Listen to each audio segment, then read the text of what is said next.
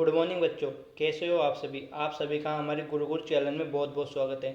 आज के इस सेशन में हम आपको पीएम यशस्वी योजना के तहत विज्ञान वर्ग के 30 मोस्ट इम्पोर्टेंट क्वेश्चन करवाएंगे दोस्तों।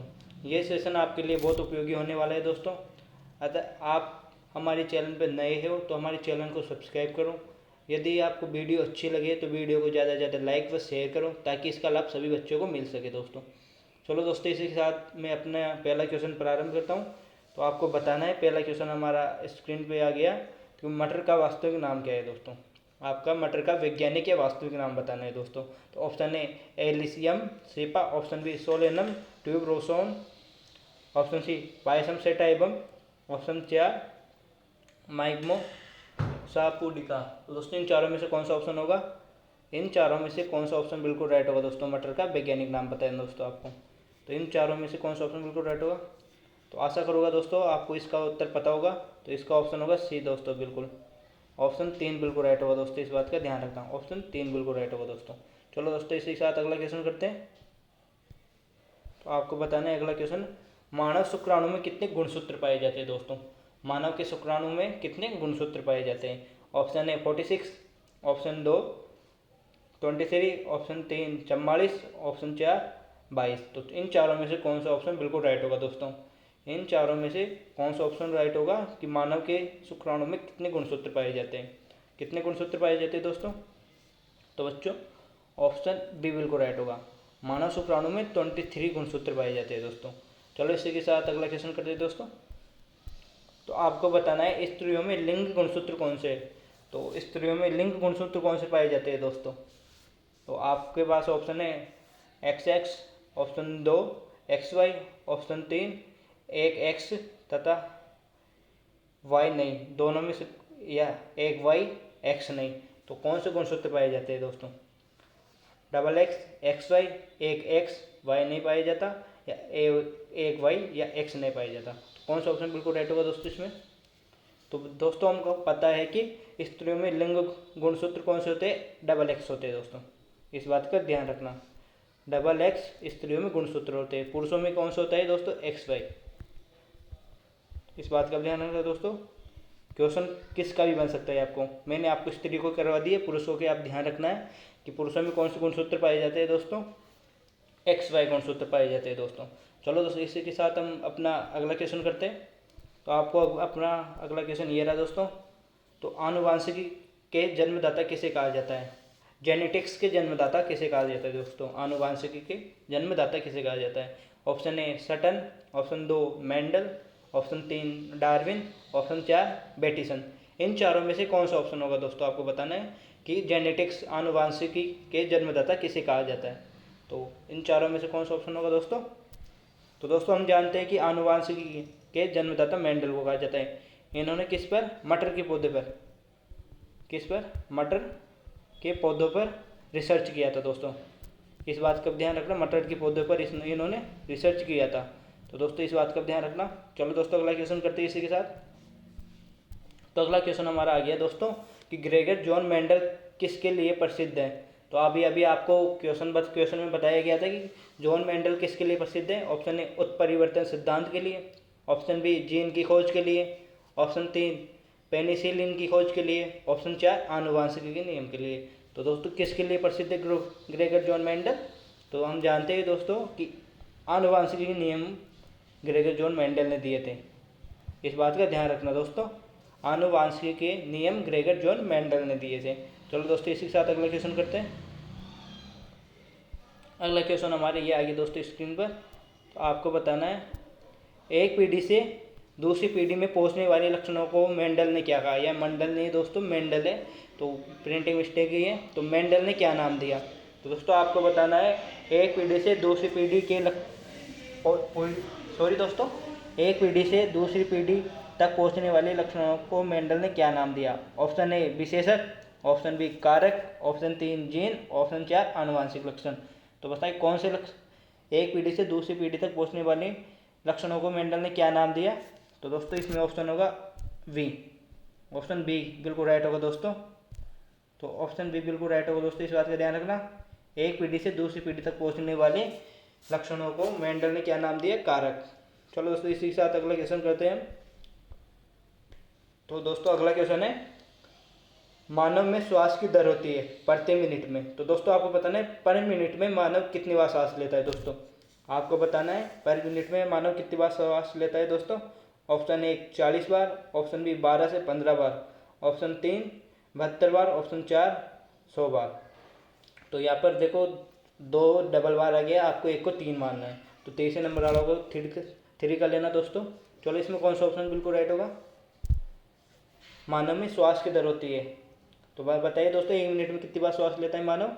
तो इसमें होगा ऑप्शन बी 12 से 15 बार श्वास लेता है 1 मिनट में। चलो दोस्तों इसी के साथ अगला क्वेश्चन करते हैं। ये हमारा अगला क्वेश्चन आ गया दोस्तों, आपको बताना है अगले क्वेश्चन का उत्तर बताना है दोस्तों कि यूरिया का निर्माण शरीर के किस अंग में होता है। तो आपको बताना है यूरिया का निर्माण शरीर के किस अंग में होता है। तो हमारे शरीर में आंत में होता है, यकृत में होता है, वृक्क में होता है, या उक्त सभी में होता है। तो बताइए यूरिया का निर्माण शरीर के कौन से अंग में होता है दोस्तों, आपको इसका उत्तर बताना है दोस्तों। तो कौन सा ऑप्शन बिल्कुल राइट होगा दोस्तों, आपको बताना है। तो दोस्तों आशा करूँगा इसका उत्तर तो आपको पता होगा दोस्तों। तो दोस्तों इसका उत्तर क्या होगा आपको बताना है, इसमें उत्तर बी आ जाएगा दोस्तों, यूरिया का निर्माण यकृत में होता है दोस्तों, इस बात का ध्यान रखना। चलो दोस्तों आज हमारे शरीर में यकृत एक ऐसा अंग है जिसे काटने पर यह दोबारा पुनः ग्रोथ कर लेता है दोस्तों, इस बात का भी ध्यान रखना। चलो दोस्तों इसी के साथ अगला क्वेश्चन करते हैं हम। तो आपको बताना है एनीमिया रोग किसकी कमी से होता है। तो दोस्तों ये हमारे लिए आपके लिए बायोलॉजी की इंपॉर्टेंट क्लास लेकर आया हूँ दोस्तों मैं। आपको यदि ये सेशन अच्छा लगा तो हमारी सेशन को लाइक करें, ज़्यादा से ज़्यादा बच्चों के पास शेयर करें ताकि लोगों को इसका लाभ पहुँच सके दोस्तों। आपके एग्ज़ाम नज़दीक है दोस्तों, 29 सितंबर को आपके एग्ज़ाम है दोस्तों, तो आपको जीत तोड़ के मेहनत करनी है दोस्तों। तो दोस्तों इसी के साथ आपको बताइए कि एनीमिया रोग किसकी कमी से होता है। ये क्वेश्चन है, ये क्वेश्चन इंपॉर्टेंट भी है दोस्तों, इस बात का ध्यान रखना, एनीमिया रोग किसकी कमी से होता है। तो ऑप्शन ए फास्फोरस की कमी से, ऑप्शन बी लोहे, option C manganese, option 4 sodium की। तो आपको इन चारों में से कौन सा ऑप्शन बिल्कुल राइट लग रहा है दोस्तों कि एनीमिया रोग किसकी कमी से होता है दोस्तों। तो दोस्तों हम जानते हैं कि एनीमिया रोग लोहे की कमी से होता है, हमारे शरीर में लोहांश की कमी हो जाती है तो एनीमिया रोग हो जाता है दोस्तों। चलो दोस्तों इसी के साथ अगला क्वेश्चन करते हैं हम। तो ये अपना अगला क्वेश्चन आ गया, पीले किस अंग से संबंधित रोग है। तो सॉरी दोस्तों आपको बताना है पीलिया रोग कौन से अंग में होता है दोस्तों, किस अंग से संबंध रखता है पीलिया रोग। तो दोस्तों हमारी ऑप्शन नीचे रह गए, हम बताते हैं ऑप्शन। तो आपको क्वेश्चन तो पता होगा दोस्तों, क्वेश्चन को ध्यान में रखना कि पीलिया रोग किस अंग से संबंधित है दोस्तों।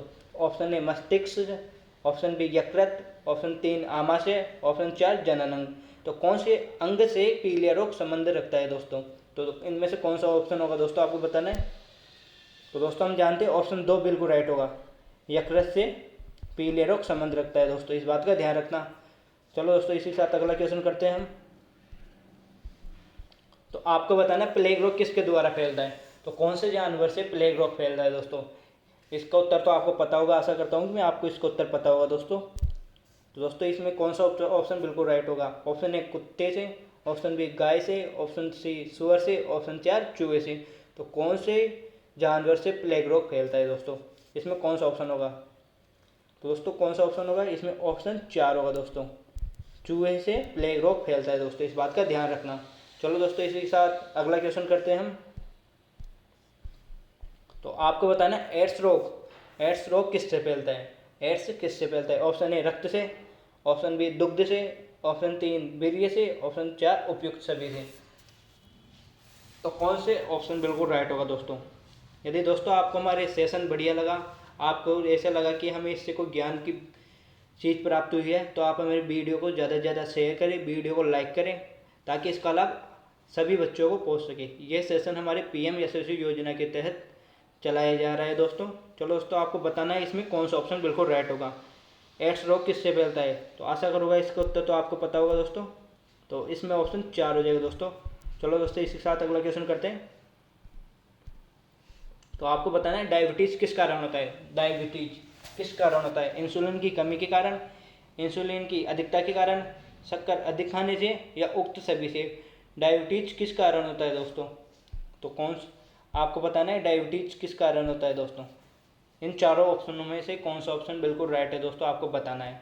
किस कारण होता है डायबिटीज? तो दोस्तों हम जानते हैं इंसुलिन की कमी के कारण, इंसुलिन की कमी के कारण डायबिटीज होता है दोस्तों, इस बात का ध्यान रखना। और इंसुलिन कौन सी ग्रंथि से स्रावित होता है दोस्तों? तो आपको ये भी ध्यान रखना है, अग्नाशय ग्रंथि से। कौन सी ग्रंथि से दोस्तों? अग्नाशय ग्रंथि से इंसुलिन स्रावित होता है, आपको इस बात का ध्यान रखना। चलो दोस्तों अगला क्वेश्चन करते हैं। तो आपके पास अगला क्वेश्चन आ गया दोस्तों, ओजोन परत के विनाश का प्रमुख कारण क्या है दोस्तों?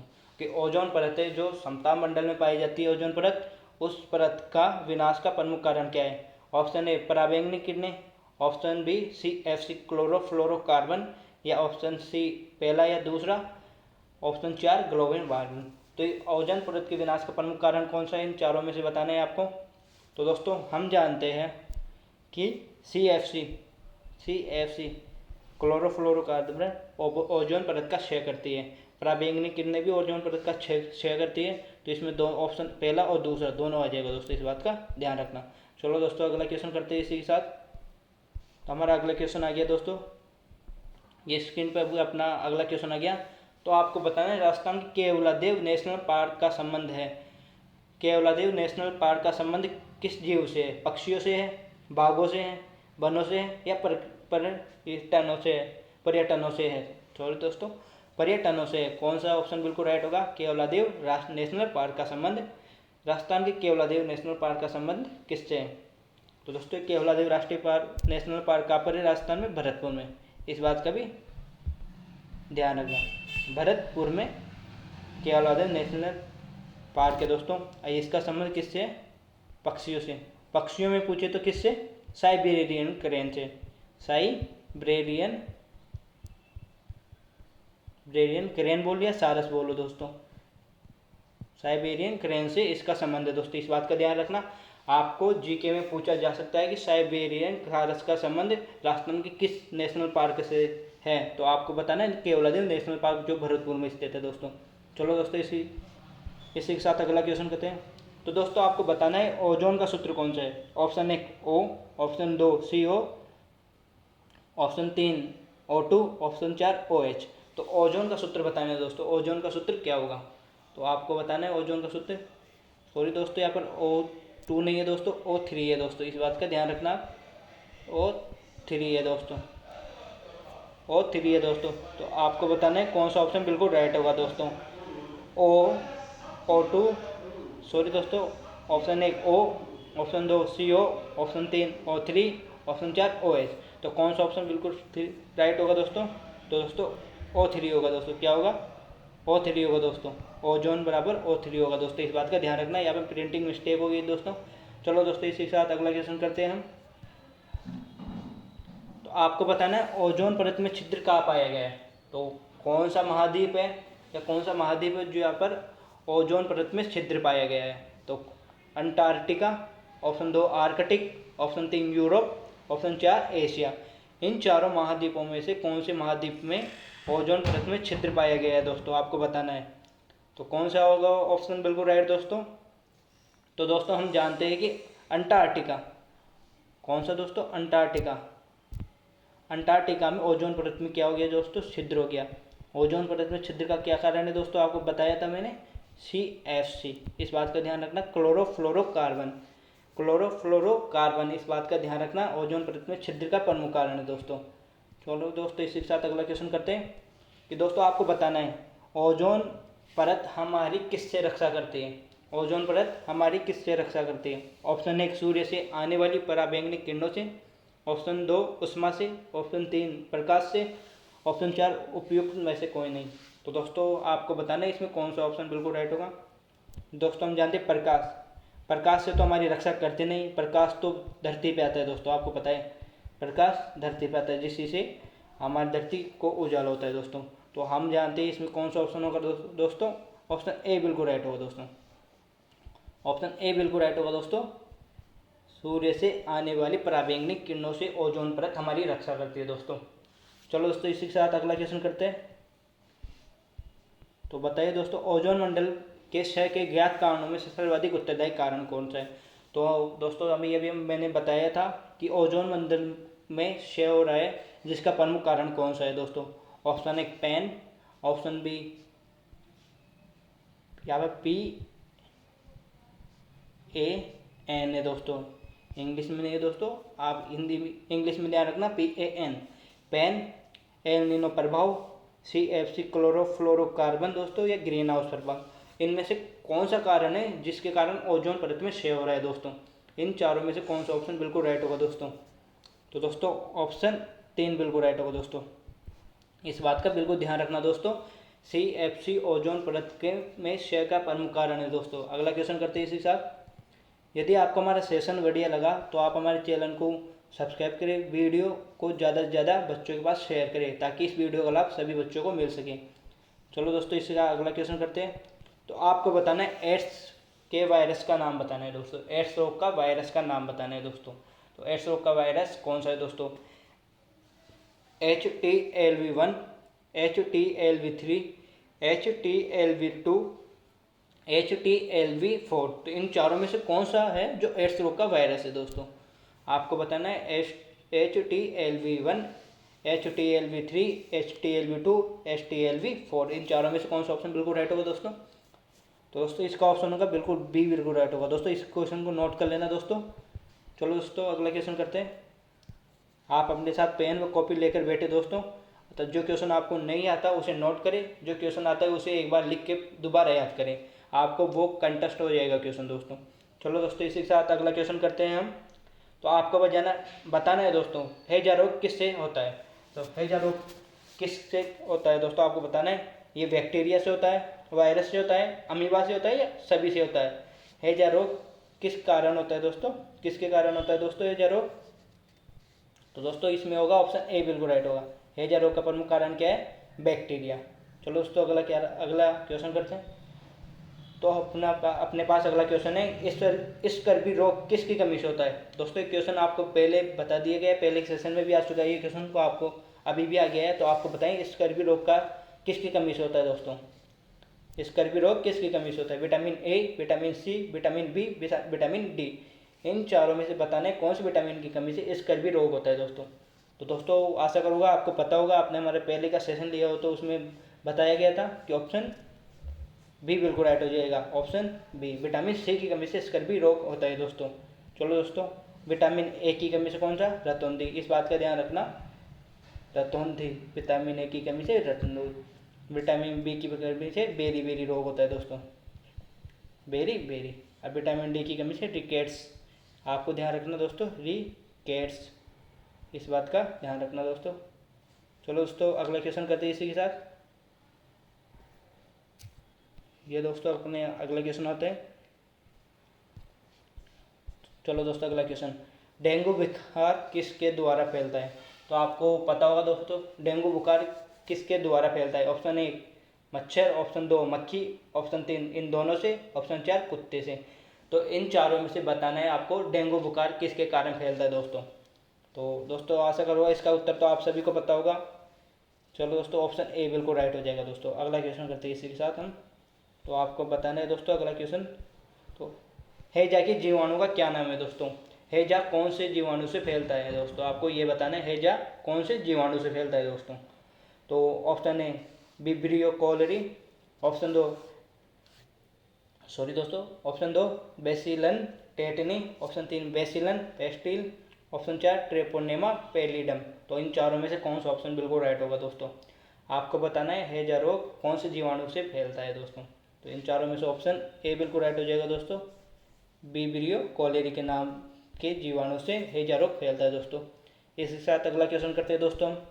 तो आपको बताना है DPT का टीका किसके बचाव हेतु लगाया जाता है? तो DPT का टीका लगाया जाता है दोस्तों। तो आपको बताना है कौन से रोग के बचाव हेतु DPT का टीका लगाया जाता है। Option 1 plague, option 2 diphtheria, option 3 TB, option 4 कुष्ठ रोग। इन चारों में से बताना है कि DPT का टीका किस रोग के बचाव हेतु लगाया जाता है दोस्तों। तो आपको पता होगा दोस्तों डिप्टीरिया के बचाव हेतु कौन सा रोग, कौन सा टीका DPT का टीका लगाया जाता है? प्लेग चूहों से फैलता है दोस्तों। ये भी अभी क्वेश्चन आया था, प्लेग किससे फैलता है? चूहों से। चलो दोस्तों अगला क्वेश्चन करते हैं इसी के साथ। तो आपको बताना है वंशानुक्रम की निर्धारित इकाई क्या है? तो वंशानुक्रम की निर्धारित इकाई कौन सी है दोस्तों? ऑप्शन 1 कोशिका, ऑप्शन बी शुक्राणु, ऑप्शन 3 जीन, ऑप्शन 4 रिक्तिका। तो वंशानुक्रम की निर्धारित इकाई कौन सी है दोस्तों?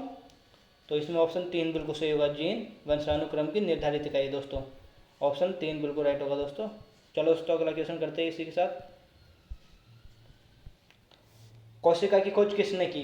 तो आपको बताना है कोशिका की खोज किसने की। तो आपको इन तीन चार ऑप्शन में से बताना है, हुक, श्वसन, रॉबर्ट ब्राउन या स्लाइडेन ने। तो इन चारों में से बताना है दोस्तों कौन सा ऑप्शन बिल्कुल राइट होगा। तो दोस्तों इसमें होगा ऑप्शन 3, रॉबर्ट ब्राउन ने कोशिका की खोज की दोस्तों। चलो दोस्तों आपको कमेंट बॉक्स में बताना है कि जीवित कोशिका की खोज किसने की। तो दोस्तों आपको कमेंट बॉक्स में बताना है कि जीवित कोशिका की खोज सर्वप्रथम किसने की दोस्तों। तो अगला क्वेश्चन हम बताते हैं। तो ऊर्जा का मात्रा बताना है दोस्तों, आपको ऊर्जा का मात्रा बताना है दोस्तों। तो इन चारों में से बताना है दोस्तों ऊर्जा का मात्रा कौन सा होगा। तो बताइए इन चारों में से ऊर्जा का मात्रा कौन सा होगा। ऑप्शन 1 वॉट, ऑप्शन 2 किलोमीटर पर घंटा, option 3 watt into second, option 4 joule पर सेकेंड। तो कौन सा ऑप्शन बिल्कुल राइट होगा। तो दोस्तों आपको पता होगा ऊर्जा का मात्रक वॉट इंटू सेकेंड होता है दोस्तों, इस बात का ध्यान रखना। चलो दोस्तों अगला क्वेश्चन करते हैं इसी के साथ।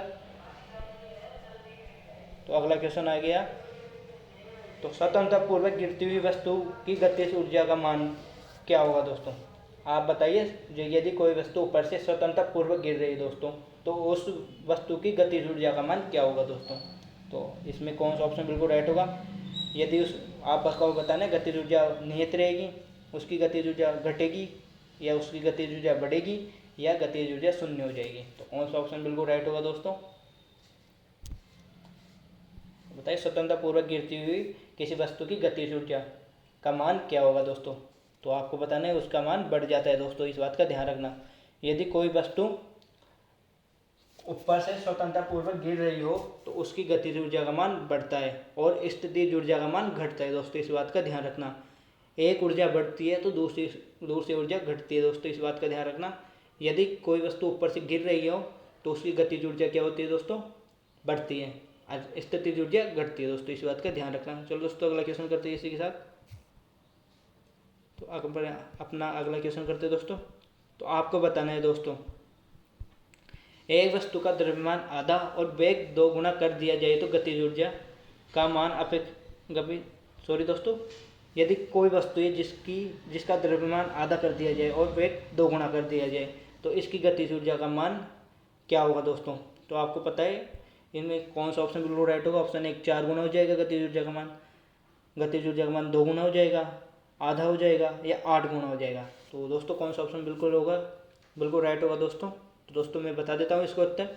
दोस्तों आपको कहा जा रहा है कि द्रव्यमान, आप गतिज ऊर्जा का सूत्र जानते हो, हाफ एम बी स्क्वायर होता है दोस्तों, होता है ना। तो द्रव्यमान को आधा कर देंगे हम 1/2 m/2, और क्या वेग को 2 गुना कर देंगे हम, तो 2v का होल स्क्वायर। तो दोस्तों इसी के साथ हम करते हैं, तो ये 4 हो गया, तो ये 4 हो गया दोस्तों। तो एम बी स्क्वायर होगा दोस्तों, क्या हो जाएगा एम बी स्क्वायर, तो क्या हो जाएगा इसका 2 गुना हो जाएगा दोस्तों। ऑप्शन 3 बिल्कुल राइट है दोस्तों, 2 गुना हो जाएगा, इस बात का ध्यान रखना। चलो दोस्तों अगला क्वेश्चन करते हैं इसी के साथ। तो दोस्तों इसी के साथ हमारा सेशन कंप्लीट हो गया। तो आप यहाँ पर हमारा सेशन कंप्लीट हो गया, समाप्ति, यहाँ पर हम समाप्ति की ओर चलते हैं दोस्तों। यदि आपको हमारा वीडियो पसंद आया तो हमारे वीडियो को ज़्यादा से ज़्यादा लाइक करें, वीडियो को शेयर करें, ताकि इसका लाभ सभी बच्चों को पहुंच सके। तो दोस्तों ऐसे सेशन प्राप्त करने के लिए हमारे चैनल को आप सब्सक्राइब करें। यदि आपको वीडियो में कुछ त्रुटि दिखाई देती है तो आप हमें कमेंट करें, हम उस आपकी इस समस्या का समाधान जल्दी कर देंगे। चलो दोस्तों इसी के साथ जय श्री राम, जय भारत, जय हिंद दोस्तों। तो इसी के साथ मैं आपसे अलविदा देता हूँ दोस्तों। चलो दोस्तों